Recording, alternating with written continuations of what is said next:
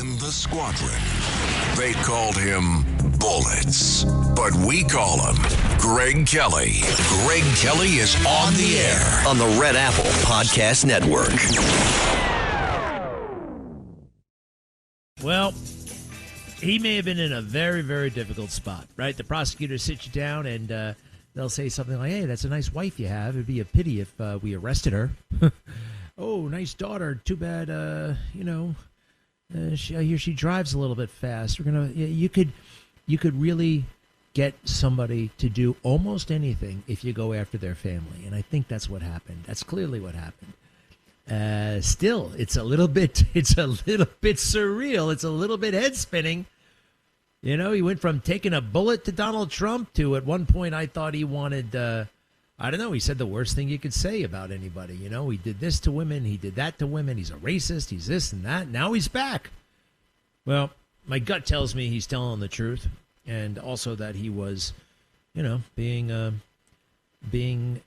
put in between a rock and a hard place, right? Those prosecutors they were just very, very bad people. It's too bad. It goes to their head. They think they're special. They think they're better than everybody else. And especially at the federal, and Alvin Bragg, who had experience at the federal. Alvin Bragg is a delusional guy, a little bit like Barack Obama, delusional and self-conscious, right? One of the things about Alvin Bragg, he's the DA, right, in New York County. 80,000 people voted for him. And he got to indict President Trump, for crying out loud. The unelected judge tried to put him in jail. Unelected. The people. These are decisions up to the people. They couldn't wait to the election. They don't trust us. and actually, I think they knew. They knew that we were going to vote for him. So they had to take him out illegally.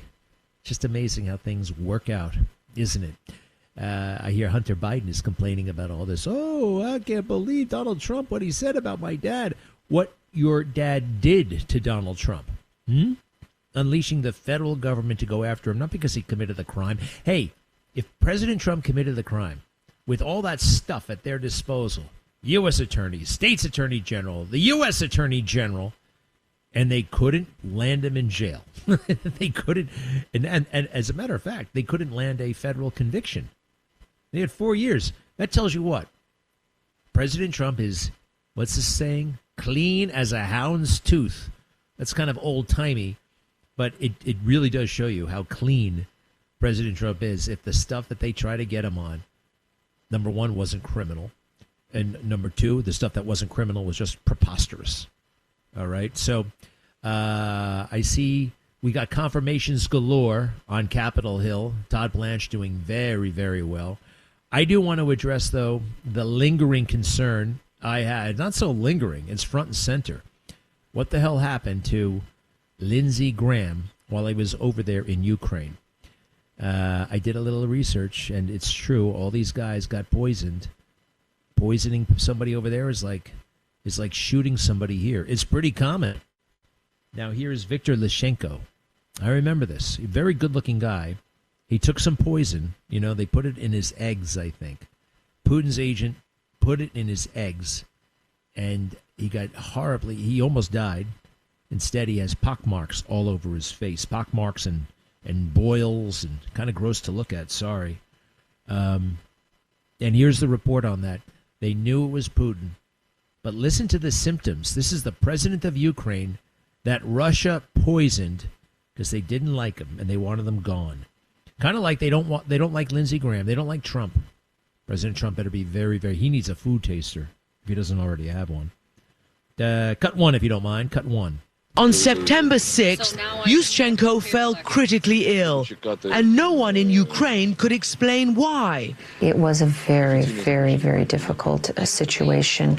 Many of the doctors told us that they just had never experienced somebody having so much pain for so many unknown reasons.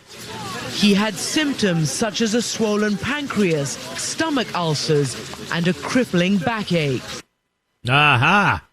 That backache. I think that might be is President Trump trying to tell us something? The backache. Now, we all know, or we've been told, that Lindsey had heart issues, right? And this was a heart attack. Although his staff said he had a sudden illness. A sudden illness is not a heart attack. Something's wrong. But here's President Trump. He acknowledges the heart issue, but then he says something else that's very tantalizing, given what we know about poison and how it works on the Yushchenko. Cut 2, please. They say it's almost undetectable. You can detect it by if you have a very bad back. That's a sign. It's a bad sign. And he had a very bad back. And this is a symptom of poisoning. Now, Yushchenko, that news report, I think it was Christian Amanpour. Christian, the people of Iran. That's why she had a career at CNN, because of that voice. Christian Amanpour. If her name were Beth Smith and she sounded like, she grew up in Baldwin, New York, she wouldn't be where she is.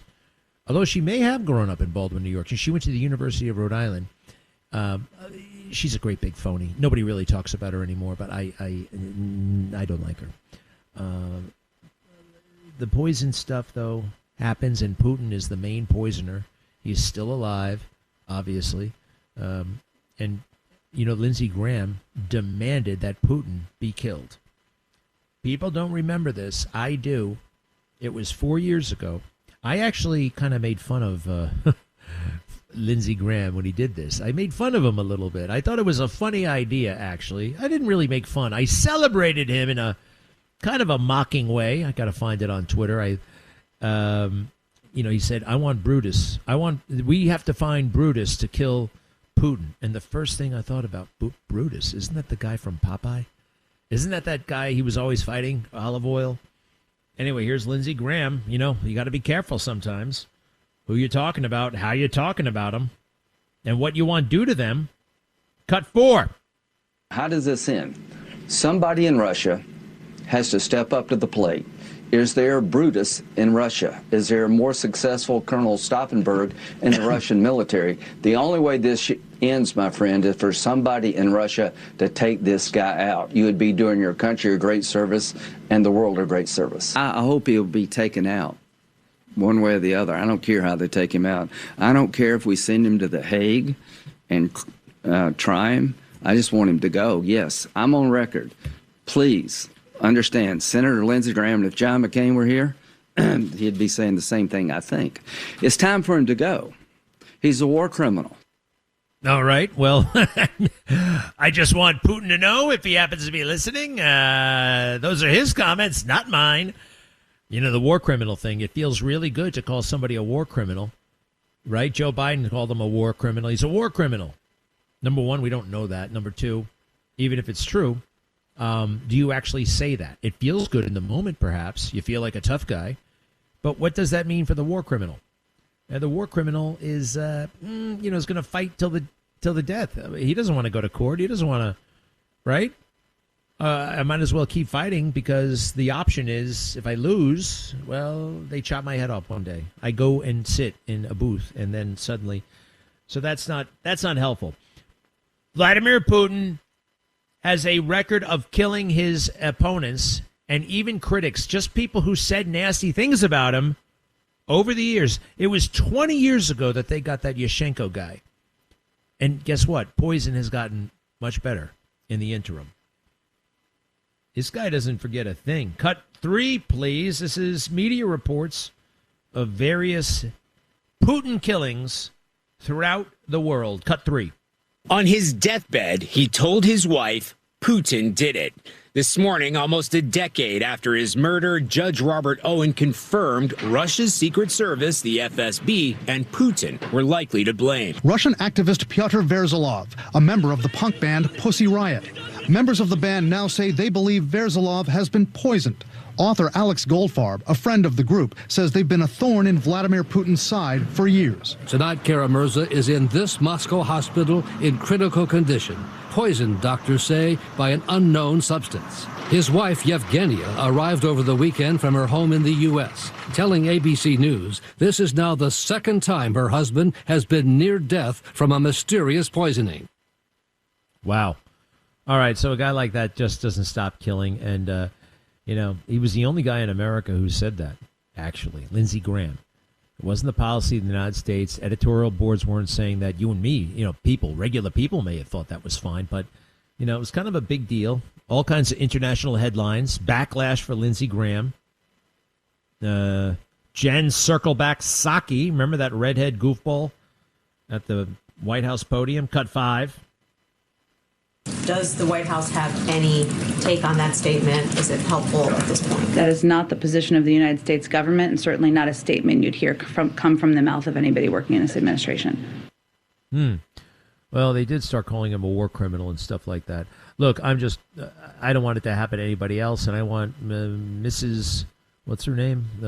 It's not Mrs. Graham. It's Mrs. Nordone, Lindsey Graham's little sister, who is now a senator. Good for her. And they made it official. She is a United States senator representing South Carolina. First, it was Strom Thurmond, and then Lindsey Graham came along and took that seat. And now it's Lindsey Graham's little sister. Strom Thurmond got there in like 1920. He just was there forever. And then I just kind of like it. Lindsey Graham's a regular guy and with a little sister. And it goes from Strom Thurmond to Lindsey Graham to his little sister. That's the line of succession for U.S. senators. Let's see. What was the other thing? Yeah, here she is, taking the oath. Chuck Grassley is giving it for some reason. Cut 6. You will well and faithfully discharge the duties of the office on which you are about to enter, so help you God. I do.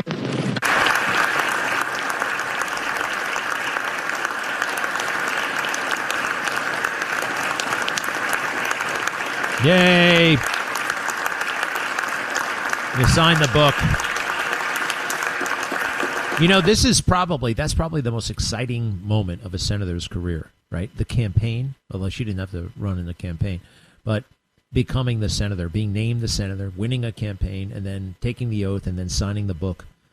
The rest of it kind of stinks. You are not really in charge of anything. You get to vote on stuff. Yes or no. You get to sit on committees. They limit you to 5 minutes of questioning. 5 minutes? Wait, what? I got more time on the radio. I wouldn't want that. 5 minutes. I got more to say. I got more questions. 5 minutes. John Cornyn today. 5 minutes of questions for Todd Blanche. Not that it matters, but, John Cornyn is really bitter about losing the primary to Ken Paxton. And the word is he might vote no on Todd Blanche. I don't think he's going to vote no. That would be very, very... it's one thing to have sour grapes, but if everybody finds out you have sour grapes, yeah, so he shouldn't do that. The other guy is Tom Tillis. Who knows about him? Another guy who's on his way out. These guys, I remember, it was 2 years ago. They were doing things that they didn't believe because they were afraid of primary challenges. So they did things that they didn't believe, and they lost anyway. I couldn't believe it. They were worried about a primary challenge in 2024. In 2026, somebody may primary me. Well, you got 2 years to fix that situation. It also told me that unlike anybody else in the world, pretty much, you had 2 years of basically guaranteed employment. It would literally take an act of Congress to remove you. And that's not going to happen. So you had steady paychecks for 2 years. And you couldn't find a way politically to get out of the hole you were in by doing the right thing. It's really incredible. So many weaklings up there. Look, it's a reminder, though, what's going on today with these ugly confirmation hearings. Sometimes they get ugly. That's what the next 2 years are going to look like if Democrats win the midterms. And that can't happen. If you haven't given money to a candidate before, start giving. If you haven't volunteered, if you haven't stuffed envelopes, start doing stuff. Start posting on social media. Just, if you can only do a little, right? Edmund Burke? Many thanks. We'll be right back. Greg Kelly. Let's go, Brandon.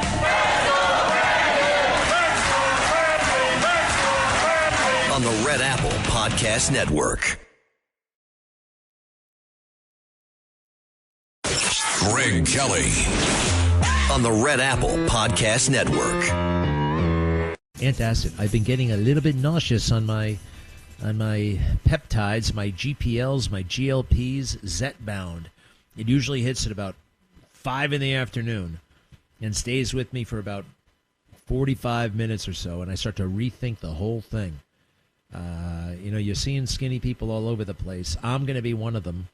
But sometimes, in the middle of that wave of nausea, I got to have these things handy, these anti-nausea things. They actually work. But I don't always have them right there. And even though I'm getting nauseous at pretty much the same time every single day, I'm still surprised by it. I don't know. It's not a good feeling. But, hey, there are worse things to deal with. Hey, if only the dominant media cared as much about American citizens as they do about people born elsewhere. I mean, I don't know if you realize, but ICE, Immigration Customs Enforcement, that they have a huge, monumental, massive, overwhelming job to do getting these illegal criminals out of the country. Right? It's because of Biden and Harris, because they let them in on purpose so that they would vote Democrat. That's why they did it. Talk about an impeachable offense. They totally blew off the Constitution, their constitutional requirement to protect the republic against invasion. It's one of the basics that's in that damn thing. That's the job of the president. They didn't do that. But it's interesting. It depends. You can be a person of color born in America, shot by a person of color born in America. And nobody cares. White liberals do not care. They don't care about black teenagers killing black teenagers. They care sometimes about white people killing white people, but only if money is involved or sex. It's this kind of semi-complex formula, although you can decipher it in about 2 seconds. What's of news value and what's not of news value. Again, the most chronic homicides in America, poor black people killing poor black people, the most common, right? No interest. Oh, that's a downer. And it makes white liberals feel a little bit awkward, right? It just makes them feel awkward talking about that. Best to ignore it. However, when federal law enforcement shoots a foreign-born person, right, who gets in the way and decides to flee ICE instead of cooperating with ICE, well, that's just tailor-made for a good old-fashioned media freak-out. Cut 8. An ICE agent shoots and kills a man in Biddeford. We have team coverage. From the scene where multiple shots were fired at around 8 o'clock this morning. To the protest and rally against ICE, with the community calling for answers and change. Oh, my goodness gracious. Team coverage.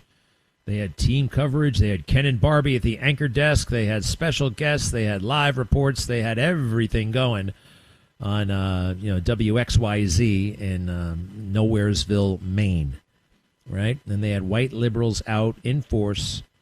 It's just interesting to me that they don't care. They care about certain matters and they ignore others that are more pressing. ICE is not an existential threat to anybody. All right? They are the good guys. I mean, possibly an existential threat, I guess, to illegal aliens, illegal alien criminals. So they're getting it hard. President Trump thankfully said, you know what? The Department of Homeland Security guy said, we're going to stop We're going to stop detaining people in cars. We're going to revamp our... No, you can't do that. That's like saying we're going to stop enforcing the law. You can't do that. I said this yesterday. Bad things will happen in any institution. You go to the hospital. You hear stories all the time. One time they were supposed to amputate the left arm. Instead, they amputated the right arm, right? These things happen. They were supposed to remove the gallbladder. They removed a kidney. I mean, they just... Still, we have hospitals. We have doctors. We send our kids to school, even though we see these crazy reports about teachers hooking up with the students. By the way, did you hear this one about the woman, the 25-year-old woman in New Jersey, who was doing something allegedly quite ugly with a child in the bathroom and recording it on her cell phone, something sexual, and the child was only... Well, I don't know how old the kid was, but he was Young enough to be wearing diapers. Young enough to be wearing diapers. How about that one? Now, what was actually going down? I think we have to know, because they're all talking around it. Nobody will say what the hell happened. And they say things like, oral copulation. They say things like this in these documents. They don't say. Now, I don't know if you've seen because everybody reads these stories. I don't know why, but it's kind of clickbait. And it's even more clickable because the alleged sexual predator, 25 years old, happens to be quite beautiful. It's one of those mugshots, right? One of those iconic mugshots. Very strange situation. She was babysitting. She was friends. Her friend gave her an iPhone 17 as a gift. iPhone 17? I got an iPhone 13 and a half from 2023. I would love an iPhone 17. It's orange. She gave her up. No one gives gifts like that. So there's something something's up. Something's not right. We don't have the total story. But I have a feeling there's a fundamental misunderstanding of this case. We'll see. Then again, this could be the ultimate predator in the world. We'll see. Going back up there to the ICE situation, they have it hard. For years, they heard things like, they heard things like this. You can, if you listen carefully, we bleeped it out, but they're saying F-ICE, F-ICE, F-ICE. Graham Plattner, the Senate candidate, the Nazi, he said F-ICE, dear Democrats, I am leaving the race for Senate. I will be doing other things to help Maine. F-ICE, free Palestine, love Graham. That's how wacko liberals sign off their letters now. F-ICE. It's a rallying cry. Here they go. Let's see here. Try this one. Cut 9, please.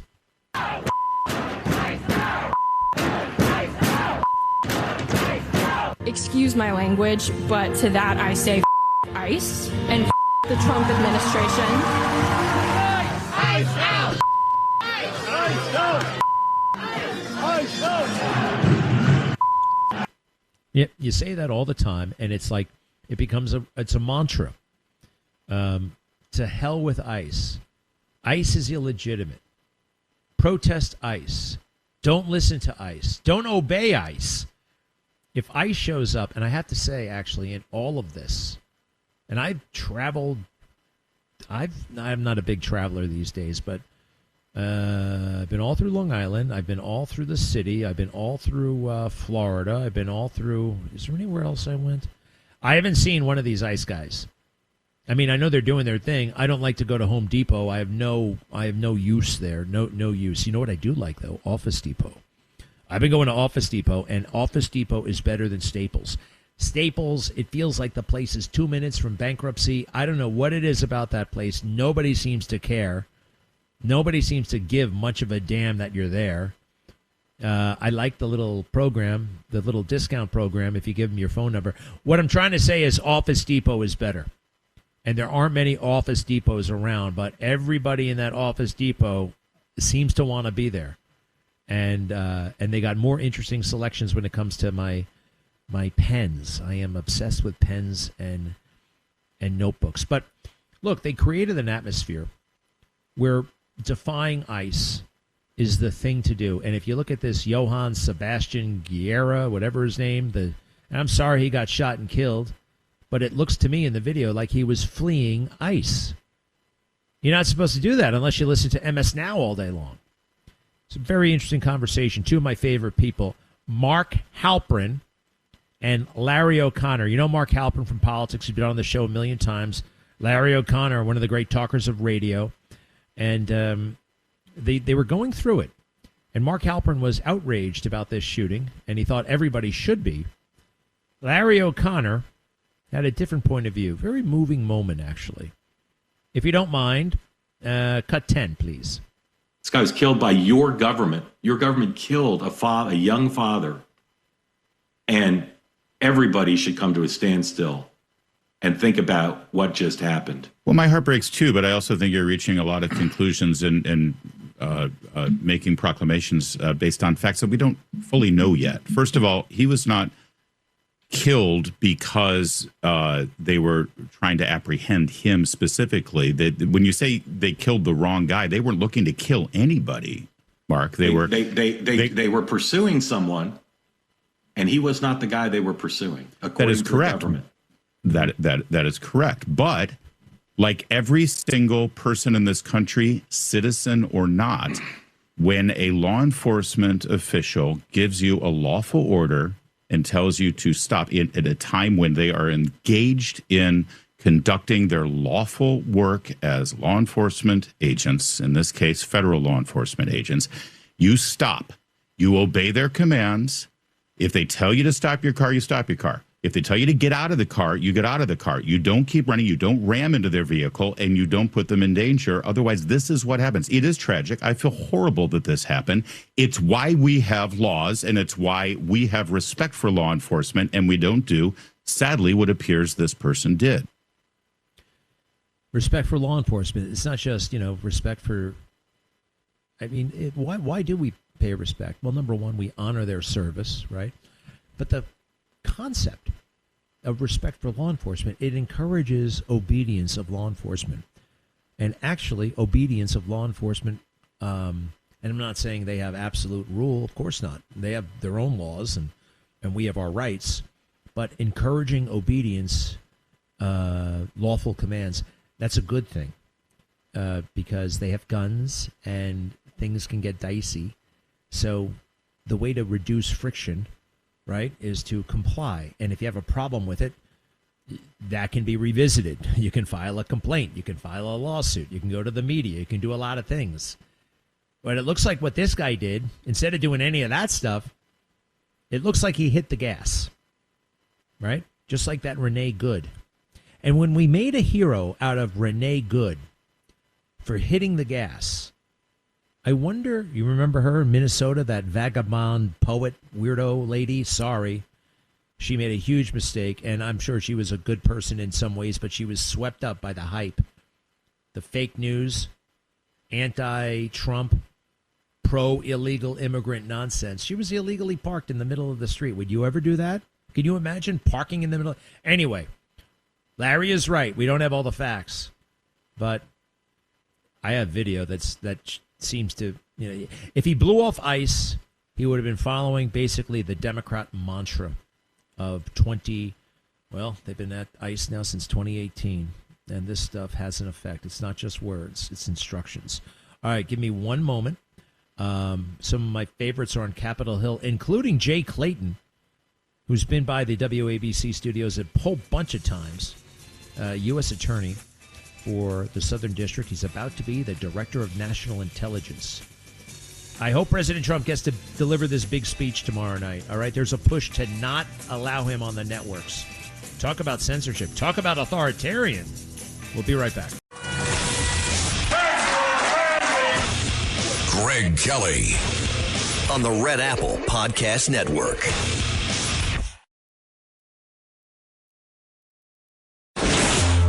Greg Kelly, entertaining and informative on the Red Apple Podcast Network.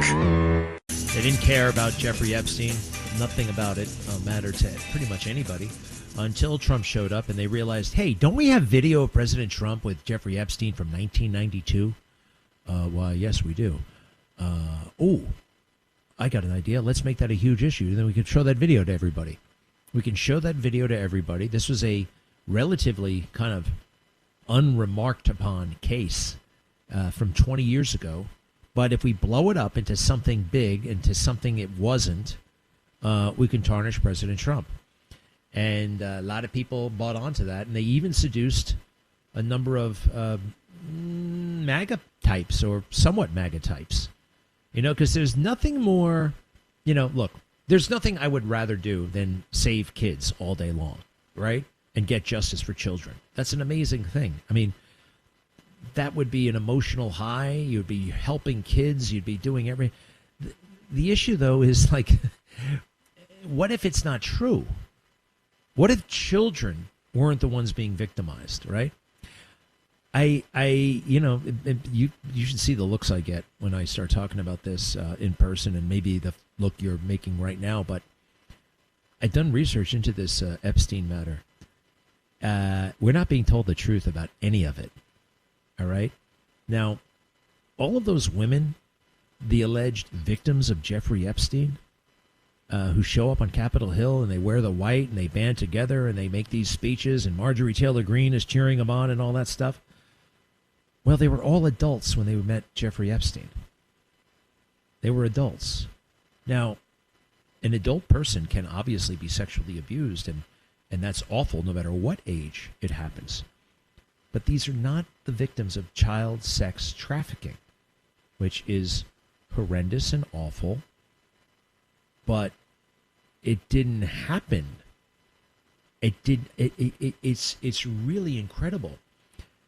And Todd Blanche said today, well, we don't know of any other customers, right? Anybody else, and they've looked at mountains and mountains of evidence. People don't understand the basics of this case. They don't understand that Alex Acosta, who was the U.S. attorney who helped broker this deal, and deals get brokered all the time, plea arrangements, plea deals. I hear it all the time. Why do you have a plea deal?